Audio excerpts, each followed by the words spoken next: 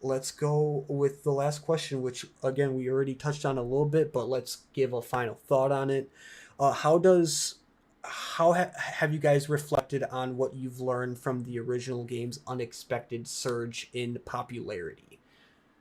Yeah, I mean, we definitely learned that you can never predict when popularity is going to hit, You ahead know, of time or necessarily by how much, but you can be prepared for it. So, we've put just a ton of work into building very sustainable code that should hopefully scale very well that's to, good. big player counts.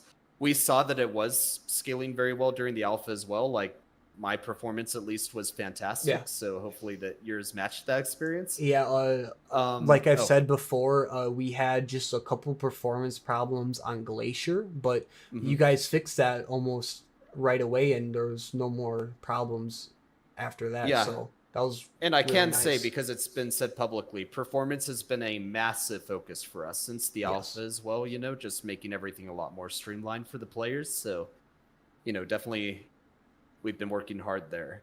Past that as well,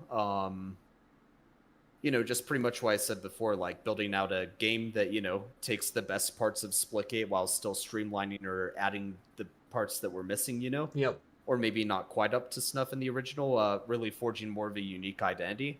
I think our game modes, again, I hate to keep talking game modes, but it's kind of my wheelhouse. But I think the I modes love it kind of too. reflect that, Yeah. where in the original game, sort of the main modes were like Domination, King of the Hill, and forget what the last one was that was sort of in the main three. But now we've got like Firecracker, which is sort of like maybe kind of takes notes from SND a little bit, but it's still Yep. different. It's got its own thing where you can diffuse multiple times. It's round Yep. based. Hot Zone is still a original capture point mode of ours, and Yep. then you've got Split Ball as well, which plays very fun and very uniquely. I I'm think with the portals, sneaking in and stealing the very balls from the enemy excited team's base. to see how split ball plays at a very competitive level.